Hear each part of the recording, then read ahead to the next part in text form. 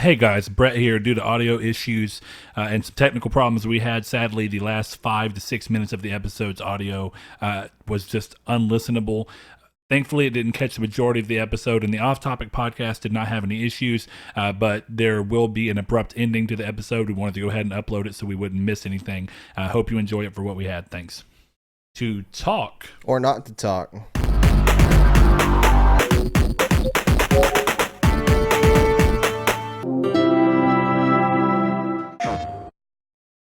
Hello and welcome to Triangle Square, the PlayStation podcast. I'm your host, Brett Beck, and this is our third time trying this. At least now I know it's episode 120. Yeah. So, I'm your host, Brett Beck, and alongside me, Mr. Saul Bridges. So, anyway, like you said, episode 120, we've had a little bit of tech problems today with recording, so we're going to hope that this works out. Because of that, we're probably going to be a little bit shorter on time than we had hoped. Because we have to also try and hope that we don't have any technical problems when we record our off-topic podcast, that we have to be done by a certain time. But we're going to get going with this and give you the guys the best episode that we can with these restraints. If you've never heard of us, we are Triangle Square, the PlayStation podcast. You can find us every Monday on YouTube at 10 a.m. PST and 12 p.m. CST. If you like what we're doing over there, subscribe, hit that bell notification. It'll let you know when all of our stuff goes live, be it this, our reader mail, or our off-topic podcast, as well as other things that we may fly in here and there.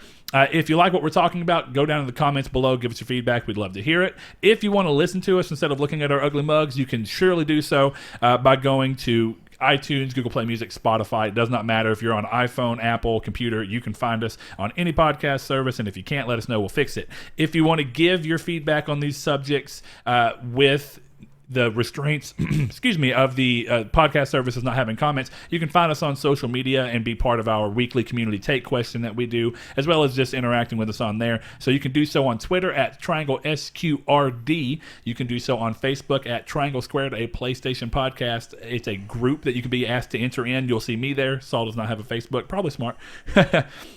But as well as some of the other community members. And if you want to join our day-to-day and some of the other community members day-to-day, you can do so by going to our Discord, which is linked down in the description below.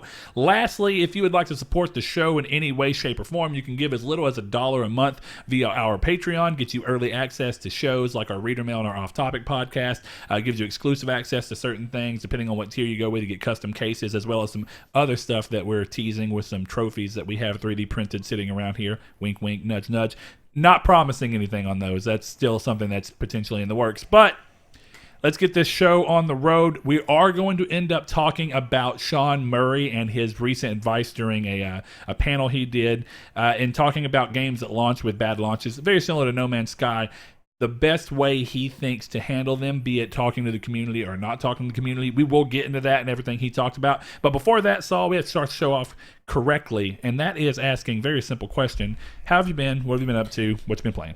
I've been playing pretty much the same two games for the past couple weeks, so that trend is the same. I've been playing Destiny 2, doing some stuff on there with other friends and community members, and it's been really, really fun. But I've also been playing Dark Souls 1, kind of just replaying through that, making different builds and such. And the interesting thing about Dark Souls 1 is that I can't figure out what is the preferred way and the canon way to play through the game in terms of areas. So our good buddy Josh... Oh, you're talking about the way you move through the area?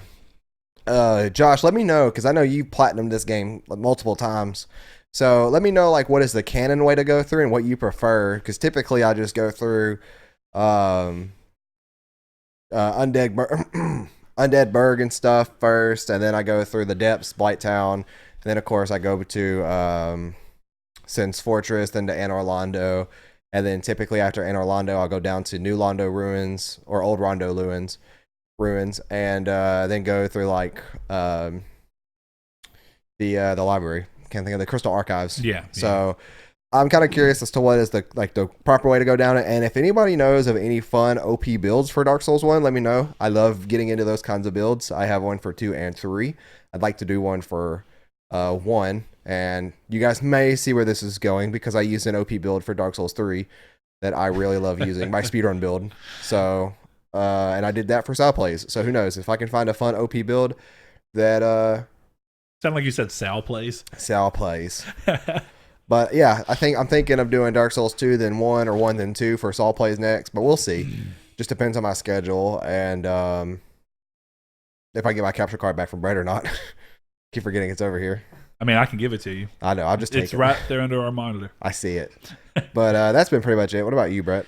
I have played Far Cry 3 some more, and I continue to go back toward the idea that the more and more I play of it, the more and more I continue to be like, okay, I still understand this. I know why this has got so much reverence behind it and why people view it as one of the best Far Cry games.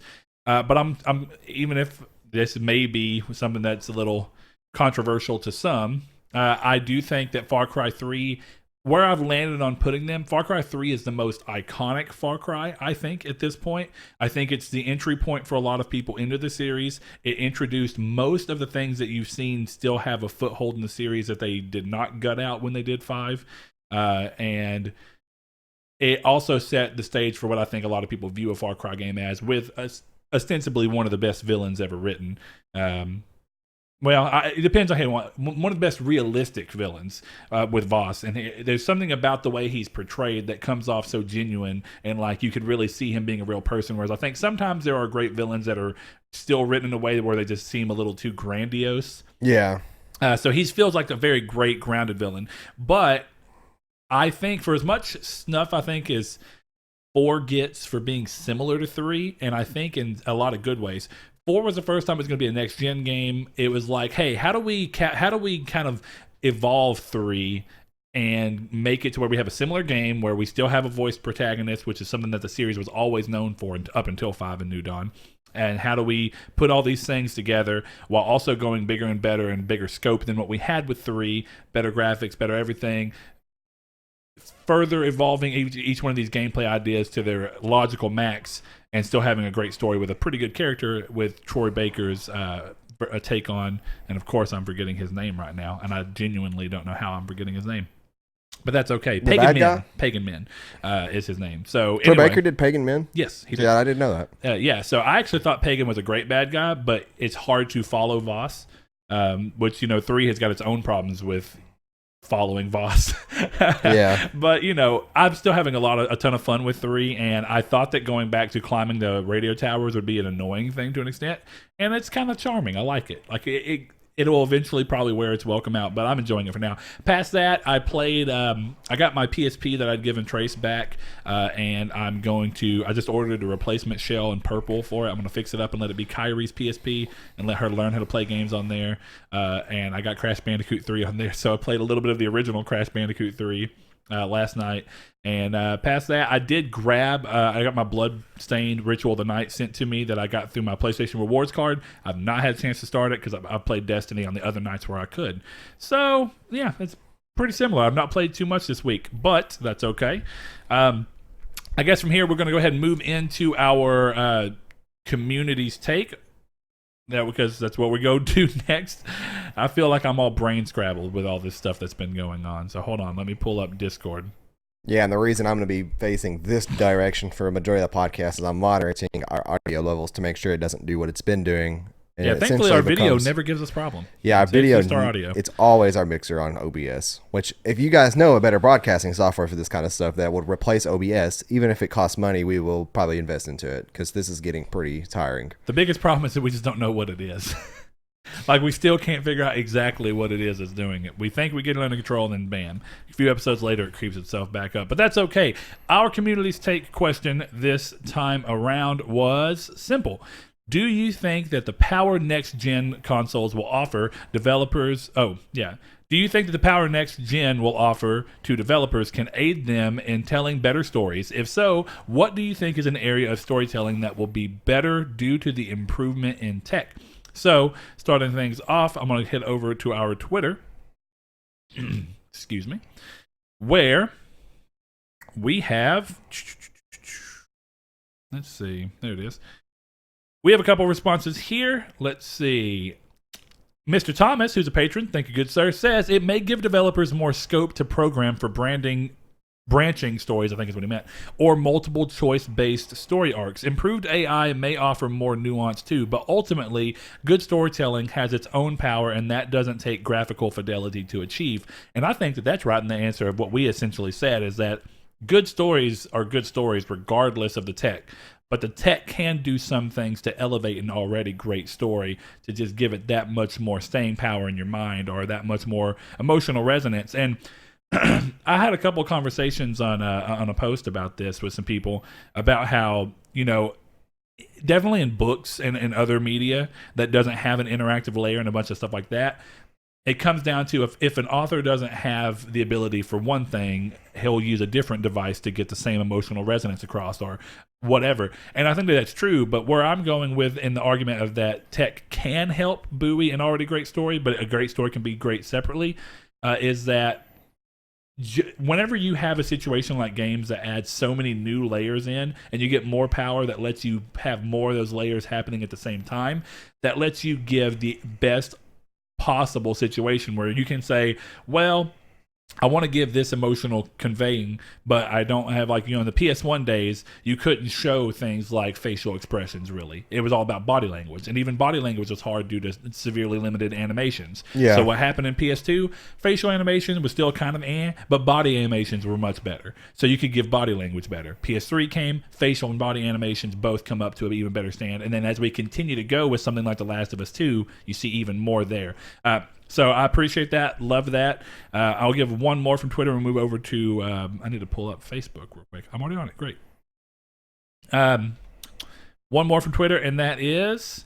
Mr. Sweet Jones says, AI in a racing game that doubles as a CARPG, a car PG, would make for a cool storyteller. Grid attempted this back in the day with mixed results. I have my own ideas that no dev will hear me out on of it could be handled in a cool way. So I think that's interesting. A game where he's using essentially the car as an RPG device. That would be kind of interesting, actually. Interesting. I am curious at how the power of the consoles helps make that possible. And also kind of, you know what, Ryan, I'm going to hit you up for that because I like the idea, but I'm trying to understand, is it something more along the lines of like what Need for Speed tried doing with the Run where you can get out of the vehicle and do stuff, but the vehicle is very intimately tied to it? Or is this something where the car and you in the car ends up being the entire storytelling premise? I'm very interested to hear that. Scooching over to Facebook real quick, we have Mr. Vincent Hull. He says, there are many pros and cons. The biggest thing that sticks out to me is that if it's a paid subscription... Oh, sorry, no, wrong one. Don't listen to me. My laptop is on old stuff. I can handle one from Discord real quick. Go ahead. Sure. Slow one. Throw one in there. Yeah, El Chabib says, I think it would make all in some way... And he puts better AI, engrossing environments, advanced graphics, detailed character animations, and more open world environments. So he says he thinks it will in some way, and I think I agree with him too. All right, here we go with Facebook real quick. We have a couple. Let me see which one I want to do real quick. Do Mr. Donovan Williams. He says, I think the tech enriching the potential for an immersive world, it also gives probability to increased dialogue and interaction between NPCs. For example, vampire NPCs, but as a standard for all great narrative and open world games of this new generation. So if you've not played Vampire, I actually love that he brought this up because it's something I would love to see. In Vampire, there's a more limited scope of NPCs and it's semi-open area. It's more like a Dark Souls style world where you can move freely around all these areas, but it's not like a sandbox or a huge open world. It's like segments of little hubs that you do things in that are tied together. Yeah. So if you've not played the game, all of the NPCs in the entire game in each district show up in a thing, and you can talk to all of them. They have multiple options to go through these different storytelling things. They can get sick. You can heal them. They have an impact on the way that the community views things. If they die, if they don't, what story quests you can get, what story quests you can't. And some of these things have been brushed on in the past, like with Morrowind. I don't know if you remember in Morrowind, if you killed an NPC that was specific to the story, the game either had a sub way of getting you the starting point or the information you needed to go through that quest, or you couldn't play the quest. It just depended on where you were at. And the game. believe me, Cambodia just took that out where you couldn't kill them. Yeah, so that was one thing. So it's already been brushed on in the previous generation, obviously, but this was to the nth degree, as you'll say. But it was great. So, it was every character and NPC mattered. You could hear their thoughts depending on what happened. If you chose to consume them as a vampire and give into your vampire things to get certain powers, or because you thought they were bad people, it kind of let you go through and figure things out and pick up little remnants of things that you could try and understand whether you wanted to attack people, because it's like, when you're a vampire, you do have to somehow feed the more you fight it, the more the game kind of fights you. Yeah. But you can choose to do it. So it's a great storytelling thing. But yeah, my thing too is I'd love to see a game on the scope of The Witcher 3 or Skyrim be able to do that. There's a lot of things that make that hard outside of just the power needed, but definitely the power needed is going to be a huge thing. So great answer. With that, we're going to move on into the news as we have currently, for the time being, dropped the drop. But hey, you know what? We're open to feedback. So if you really want it, let us know. No promises, but we'll do what we can. I'll put it in the description for you. There you go. All right, moving on into the news. Very first thing up, I'm sure a lot of people saw this. Final Fantasy VII Remake appeared on the Xbox Germany Twitter account with a release date showing the same day as the PS4 version. This was found to be an internal error, with the account deleting the tweet and issuing an apology. Square did have to come out and say, quote, as previously announced, Final Fantasy VII Remake will be released for the PlayStation 4 on March 3rd, 2020. We have no plans for other platforms. Which is weird from the very first announcement. What this is, as I can tell, a lot of people are taking that statement. If you look at it by itself, it sounds like the game is not releasing on any other platforms at all. But what this really is PR doublespeak. Yeah. So obviously, the game is always going to come to other consoles. We don't exactly know which ones. It actually could skip Xbox. It seems unlikely, though, since this happened. At this point, it's safe to say that Square is in talks with Microsoft as to when they'll get it, but they slipped up and said something too early, and their agreement with PlayStation states that as an timed exclusive, you treat it as if it's only out on this console. Yeah. That's just something that's always happened. It's one of PlayStation's things they've done when they get timed exclusives. Microsoft's done it too, though. They would not let the Tomb Raider team say anything about Rise of the Tomb Raider. It was just treated like it was an exclusive, even though it was not. So, very interesting thing that happened there. But, yeah, anybody who was expecting it same day based off that tweet, it was obviously not going to happen that way. Sucks that people got some, what do you want to say, accidental hype that they might have given into. But I assume they'll be getting it. What do you say, Saul? 6 months or a year? What do you think will be the exclusivity window? I would say anything under than a year. You think under a year? Yeah. The only reason I think a year is that contractually speaking, that tends to be what people do. So when Square did Rise of the Tomb Raider with Xbox, it was a 1 year exclusivity window. So yeah, hard to say. Yeah. At that point, the new consoles would be out before Xbox people could even play the game. Yeah. Which would be interesting. So anyway, next up, we have Gods and Monsters, which was the surprise announcement from the team behind Assassin's Creed Odyssey at E3 this year, Ubisoft's presser, and following in its choice of Greece as the setting. So it has its first gameplay and story details revealed. In the game, you'll follow Phoenix, spelled F-E-N-Y-X. I actually appreciate that a little bit.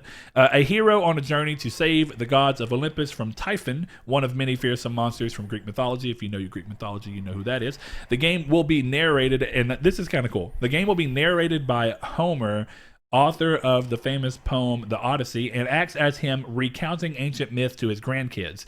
Gameplay will feature special abilities that allow you to fight not only on the ground but in the air too, sometimes having to utilize both in a battle to overcome your enemies. Powerful items can be obtained, such as the Boots of Hermes, which allows players to double jump, which can help them access new areas. The game features fully customizable armor and weapons, very similar to what Origins had going for it, alongside its skill trees to give it an air of RPG elements breathed into it. The game releases February 25th, 2020. You know, I actually think this looks a lot better than Odyssey, but I also am not in the mindset that Odyssey was some kind of super perfect, amazing game. It was fine. It was good. Had problems that I didn't care for, but have you seen the game at all, Saul? Mm-mm. It's got a... I'm not going to say cell shaded, but it's got a very color. Okay, do you remember Rhyme? And yeah. It's a very colorful world take. It's kind of like that. That's kind of cool. But set in Greece. I actually like the idea of that. That sounds. I like Rhyme's art style a lot. And it was talking about like its main thing is going to be like combat, puzzles, and then terrain stuff. It's going to be pretty interesting to see how that works out. But it's crazy to see a game of. I'm curious of the scope because. The one thing I can say about Assassin's Creed to its benefit is that if you're somebody who just likes a game to go on forever, that's Assassin's Creed Odyssey.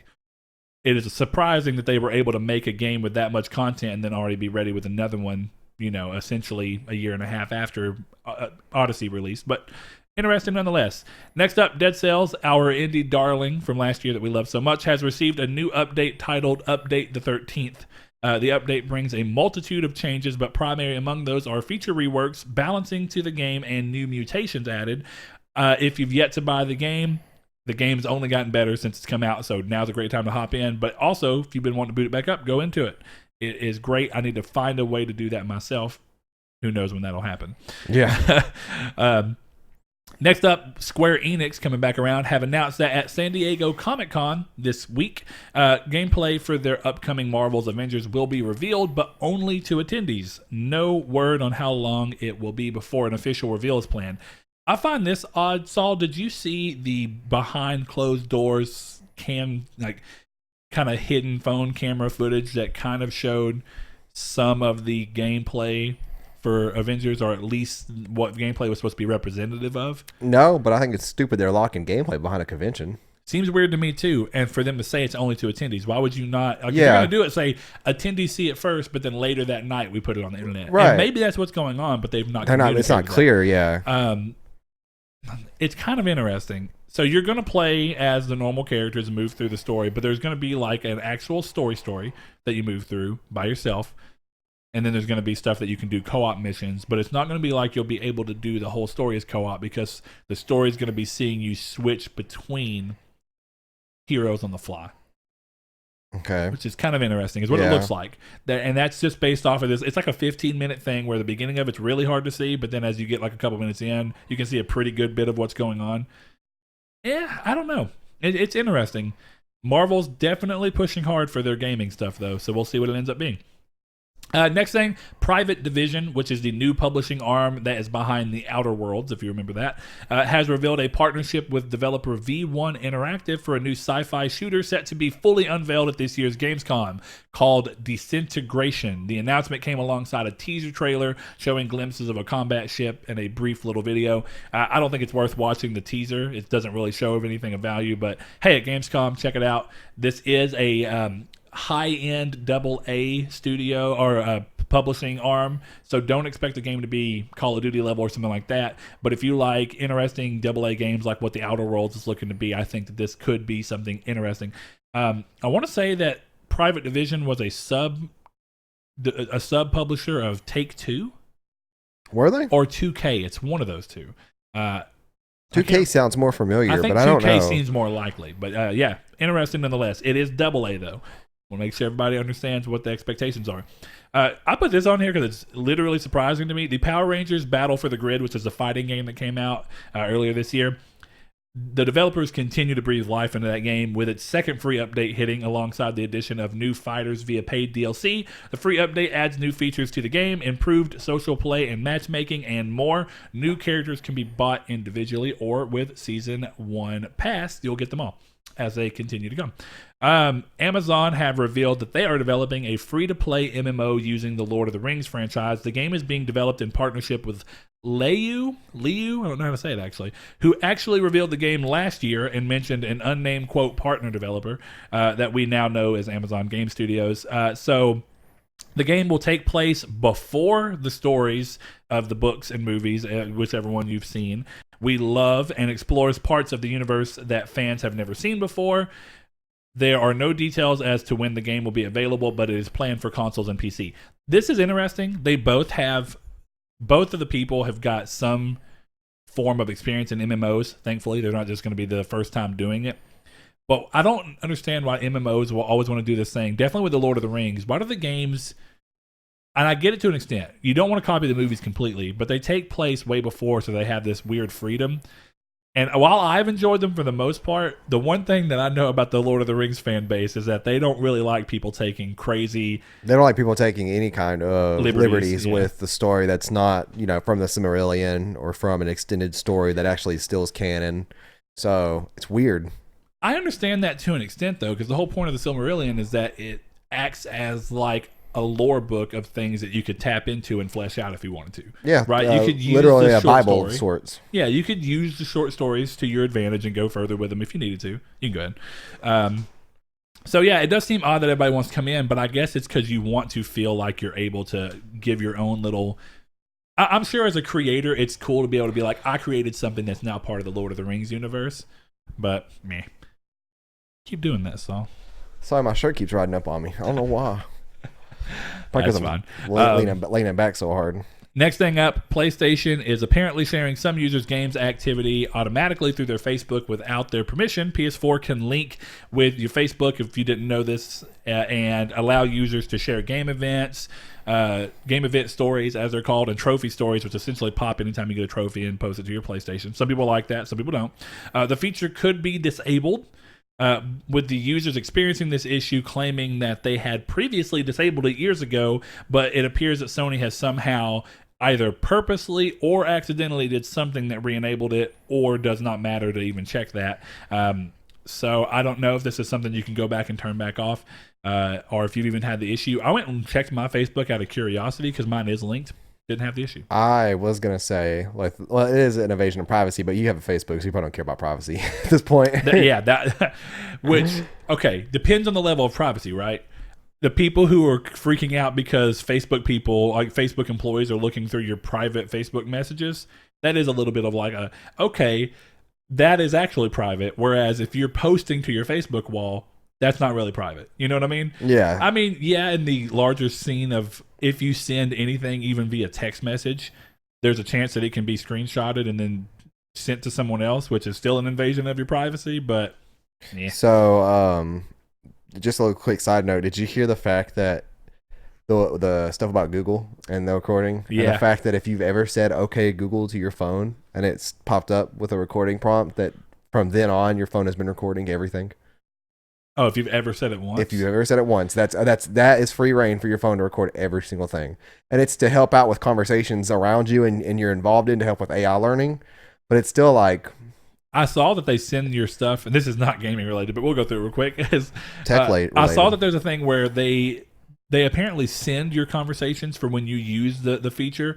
They send those conversations to people to transcribe. I saw that, and there are people at the transcribe office who are essentially whistleblowing and saying, hey, they send these to us, which people didn't realize. They thought that they just fed it into a machine that used it for algorithmic learning. But no, it goes to people to kind of transcribe and go over. And some people were like, there's about like, I can't remember the exact number, but it was like 30 or 40% of the things that we hear, these recordings that get sent to us, don't even have anybody doing anything that would prompt a recording response.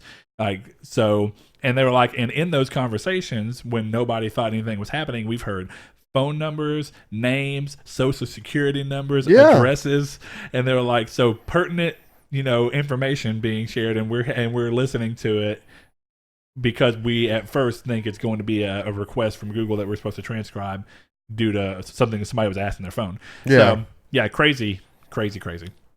Stuff is getting weird in this day and age. A couple more things on the news. Mortal Kombat 11's upcoming DLC fighter, Sindel, received their first official image via director Ed Boon's Twitter. He likes to share stuff on his own, so go check that out. It doesn't... And this whole Mortal Kombat just hasn't looked as exciting to me from a sheer character design aspect. Not completely getting into the fact that I think all the women should look necessarily crazy hot, even though that is something that's always been in the franchise. But they look bland as a result, and not saying that it can't be fixed in a way that's not sexual, but more that you would have hoped that if they're going to say, well, we don't want to sexualize our characters, but we should at least still do something that feels unique and different. Maybe that's also because of other fighting games letting people create characters, so it's just getting to a point where you feel like you've seen in a fighting game every type of character creation. Well, not only that either, but it's almost like they recycle the same tropes. Like it's horror movie villains and stuff like that you see a lot, so it's lack of variety too.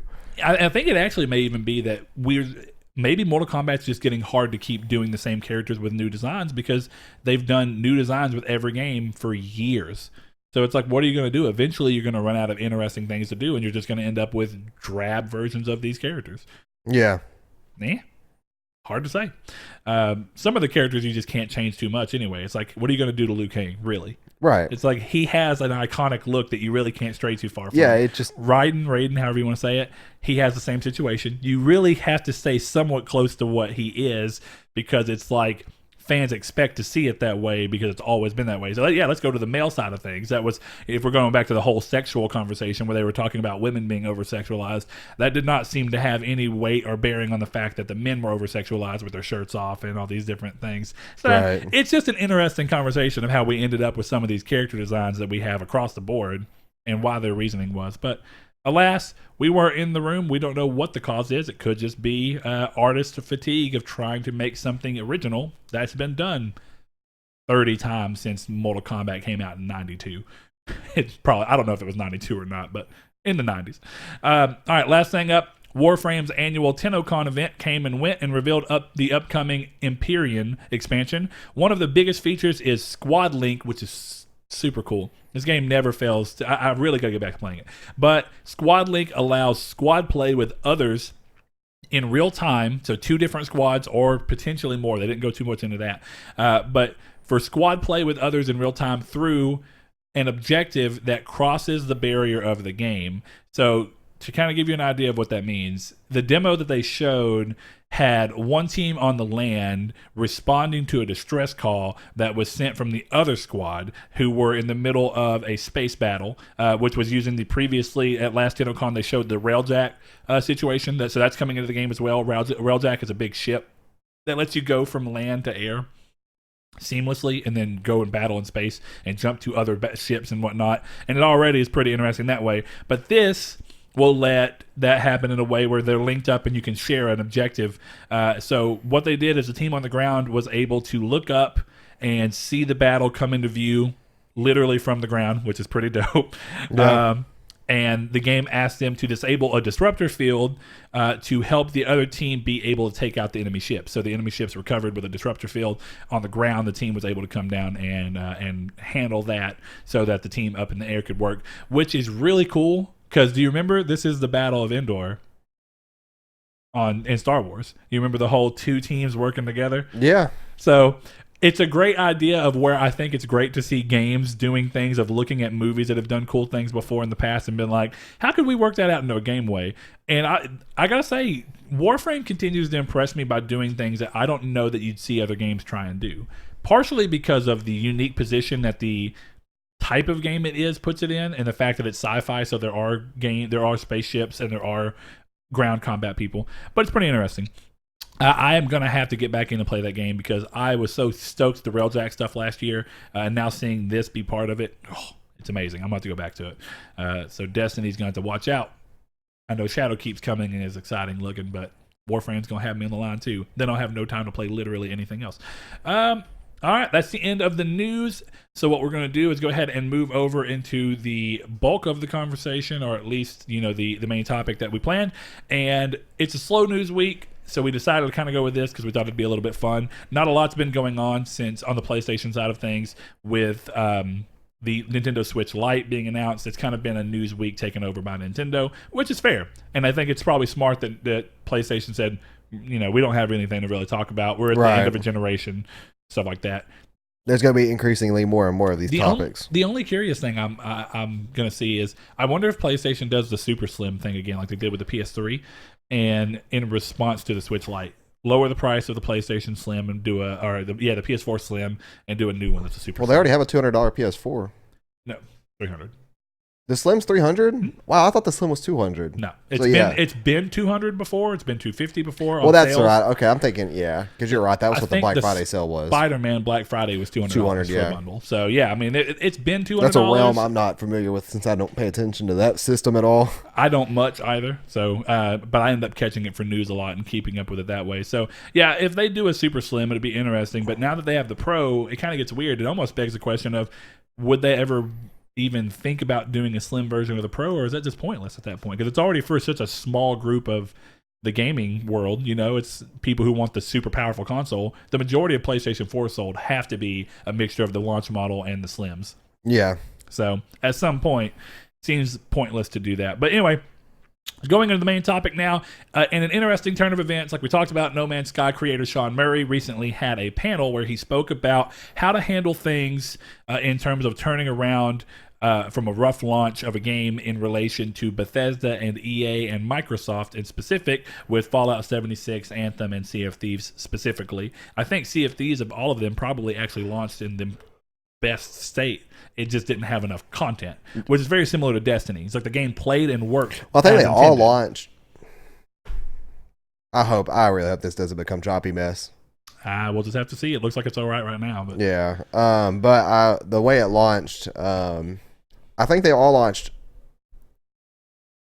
fine in terms of the performance of the games, with the minor couple hitches here and there, mainly Fallout 76 with the performance hits. yeah, But Anthem had a little bit of it too. Yeah, and they've all been really empty games.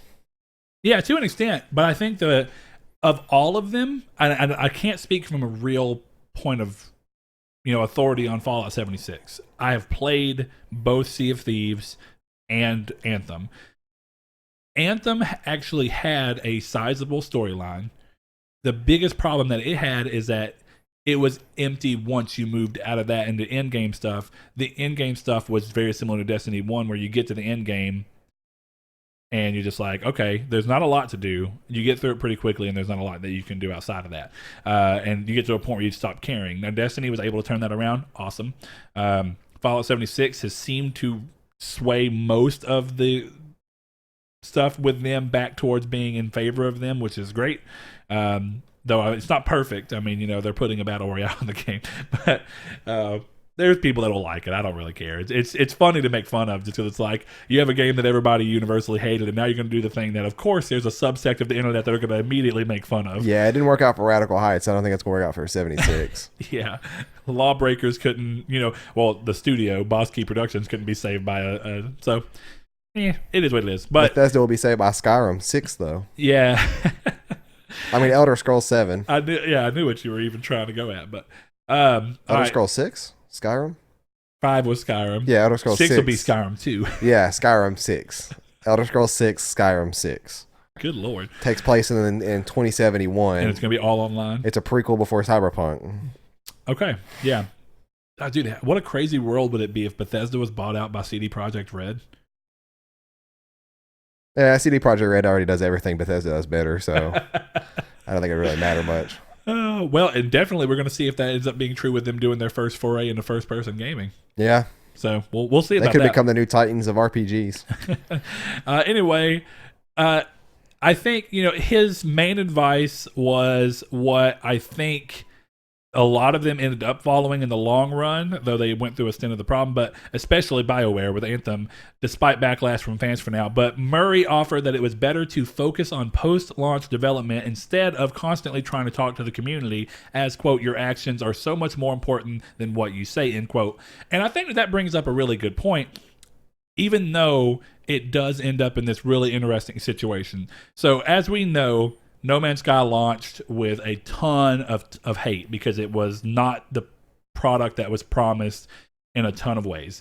And I think that Sean Murray got a lot of crap, rightfully so, because of it. But I also think it wasn't that it was intended. That's a bunch of things. But what they did was didn't say anything really, which was weird. And a lot of people complained and said they're being radio silent, not talking. And it was months before anything was said. Yeah. And then suddenly, though, what happens is we get a minor update where they still don't really talk, and it was just the base building that they had already planned to be a post-launch update. Then from there, we really get our first bit of stuff where everything turned around when they started adding in all these new vehicles. And I'd say the biggest change for the game really came with the launch of Next, which was their introduction of somewhat co-opable gameplay that happened, I think, last year. Was Next.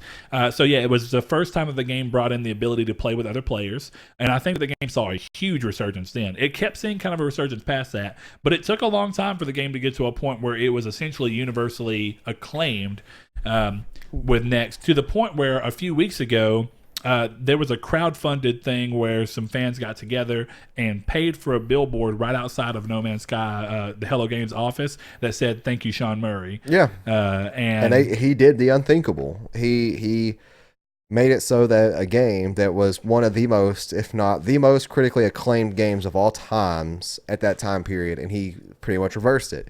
Of course, it's not some massively online game that people are flocking to, that are hitting views on Twitch, that are doing all these, popular things with, but it's still there, still played by a huge community of people.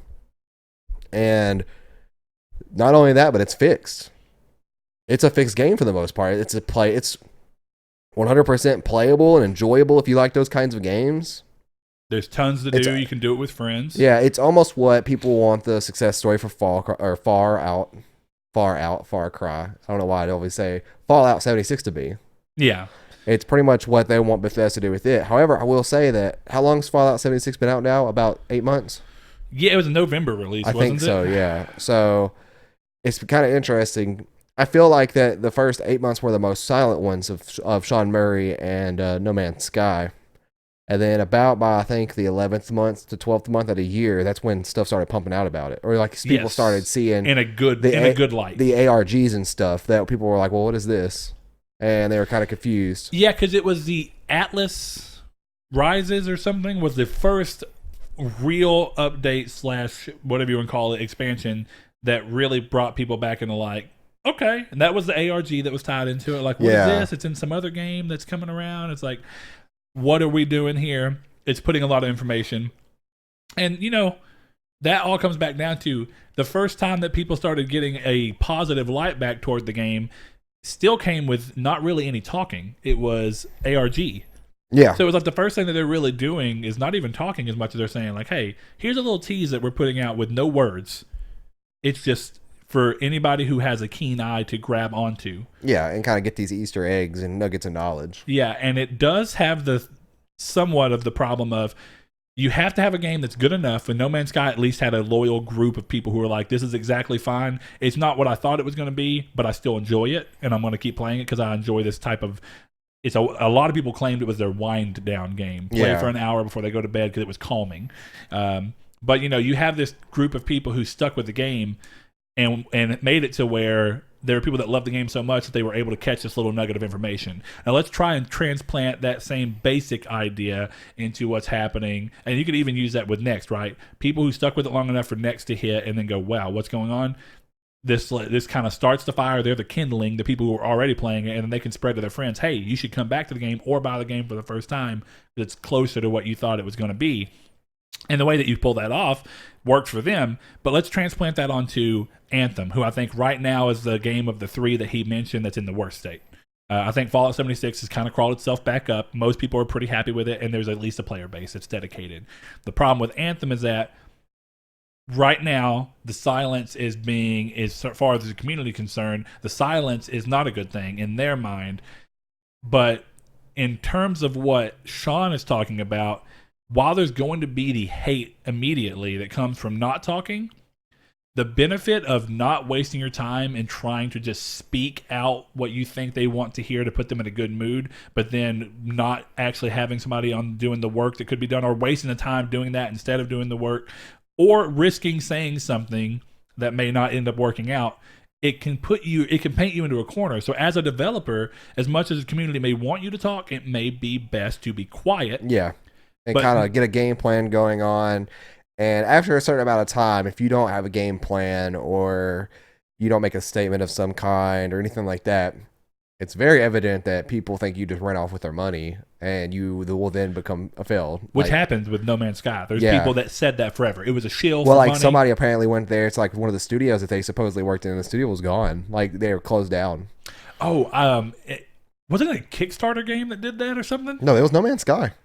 Apparently, like they went and took pictures of Hello Games, and Hello Games had studios of like you see all posters in the window, but no one was there. Yeah, no one was there, and it was just like that. The studio was locked down and closed for good. Like no furniture was in there, stuff like that. So that's what they thought had happened. What probably had happened is that they were getting so many death threats they had to move locations because they were scared for their lives. Who knows? That's a good question. But and leading to death threats over a game that you like that didn't come out the way you wanted, that's crazy.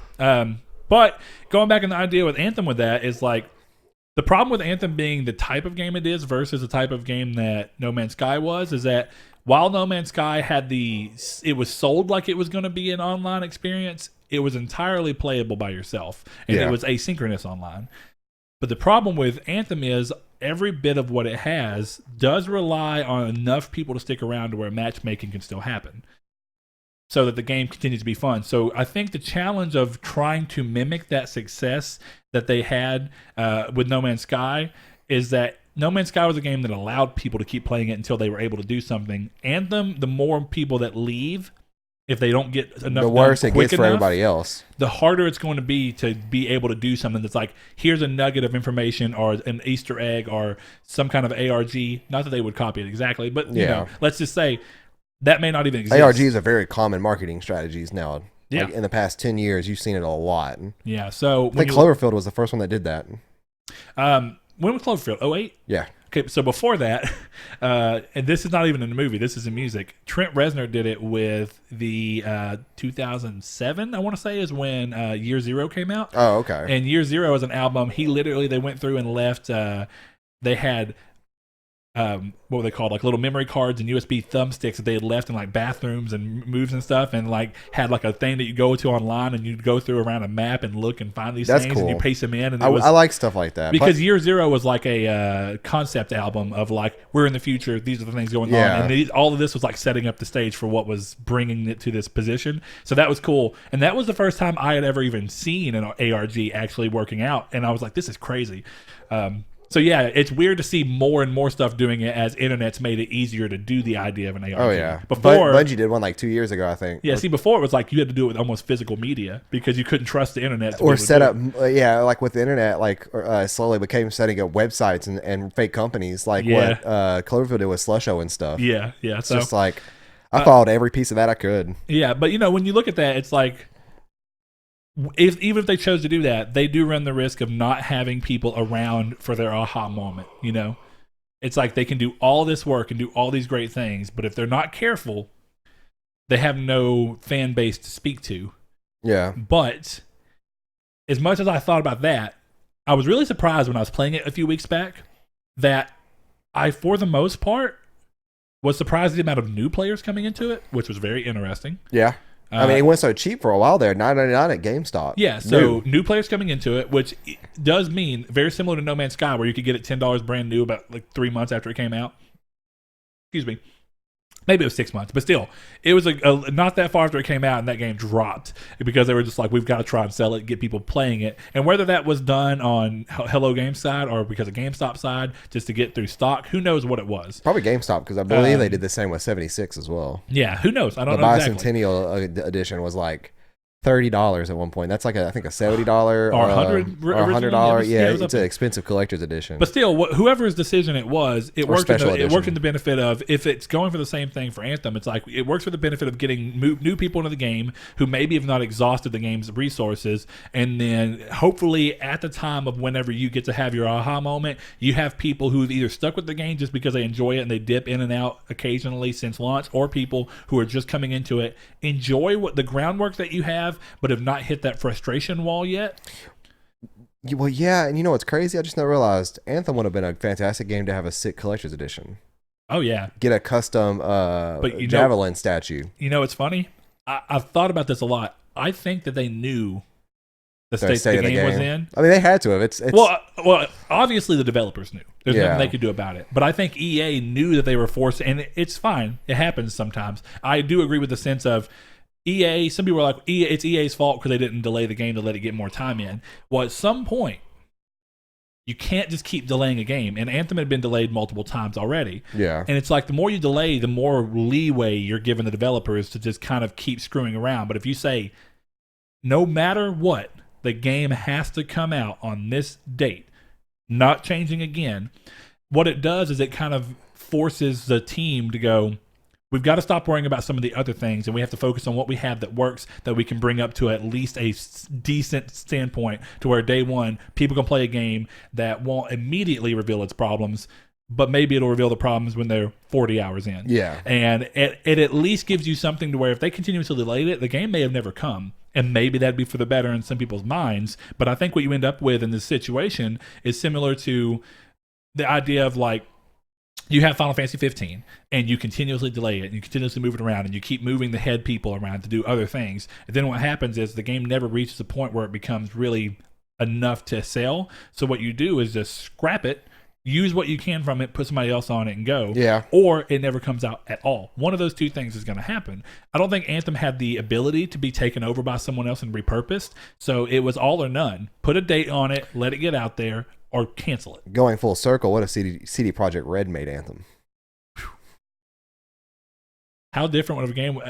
Can you imagine CD Projekt Red making a service game like that? Yeah, I was going to say just a multiplayer game in general. It's going to be interesting. But yeah, when you look at all this stuff, I do agree with his general thing is what he's essentially going at is the idea that for all that you can talk, actions are always going to speak louder than words. And in a game development world, actions all entirely come down to what you can do. And it sucks that game development takes time. What can you do that you can put out? And once it's out, you can show people, this is how you know we're serious about this game. And this is enough, at least at this particular junction, to give enough life to the game to where we can get the train rolling. And this is the first bit of that. Yeah. Here you are. This is enough to hold you over. Now we're at a point where we understand what we're doing and how we're going to iterate. So it may have taken us 9 months to get here. But here's this big update. Now we have a complete idea of how things are going. We have a good workflow. 3 months from now, here's another big piece of content. 3 months after that, another good piece of content. Very similar to what Bungie has managed to do with Forsaken, kind of revamping Destiny 2 to a point where everybody came back to it. Each season, you get something new. And then so each season saying, hey, every 3 months roughly, you're going to have new content. Longevity. Yeah, you're going to have some kind of a new game mode, a new story that's going to come into play, some new type of mechanic that we're trying to introduce into the game until we can give you Shadowkeep, which is another Forsaken style thing. You know, it's in by Forsaken style. It's right taking King style, realistically. Yeah, which is essentially what a lot of people considered Forsaken. Yeah, so much different stuff is changing that game to make it a completely different game that most people will be coming back for. Like, don't you agree? Like, even people who left Forsaken. Yes. Like I told you, I bought Blaze, the Forsaken thing, because it was $10. Yeah. So he was installing it yesterday, and I was like, "You're not going to be able to play the season-specific events with us, but you can play the rest of the game with us." Weirdly enough, and that was another smart move they did. Is if you don't buy the season pass, you can still do certain things that the season has to offer. Like you can go through and play Leviathan with us if you want to. But certain things are going to be blocked off. And they're not doing the original Warmind Osiris thing where they locked off parts of the game. Yeah, they're just making it certain events are locked off. Exactly. So, in that situation, it does lead to the point where in a game like Destiny and a game like Anthem, these things can be turned around. But I agree with his general overall stance of it doesn't matter what you say or how long it takes for you to do this thing, as long as you can at some point come out with what it is. And the reason I even say that, my final example of a game that just blew my mind that it came back in such a weird way. Do you remember me talking to you about Two Worlds 2? Yes. Coming out in like 2006? 12? 12. I think is what it was. Yeah, we looked it up. Terrible game in terms of terribly optimized, had a lot of bugs. It ran like a 2006 game. It ran poorly. I remember not thinking that the gameplay was as awful, but it was like the gameplay wasn't enough to overcome the other downsides of the game. So you get to this point where the game was laughed at, sold, came out, it sold poorly, came out, people laughed at it, reviewed kind of poorly, and you thought the game went to the trenches. Right. Never to be heard of. And then here it is, then 8 years later? Then entered 2017 or whatever it was, and they put out the game's first expansion. What the hell is that? I mean, they have DLC coming out for next month, don't they? Next year? They have, yeah, dude. There's from 2012 to 2020. There's a timeline. 8 years of this game being garbage, but it's still having content come out for it that's increasingly making it better. As far as I've seen, the game picked up in sales after the first DLC came. Yeah. So the first expansion notably changed something. So whether that means that there was a core of charming gameplay hidden behind poor optimization and a lot of glitches, maybe it was that people finally found it once they updated the game enough, and then the expansion was able to add enough to get people liking it.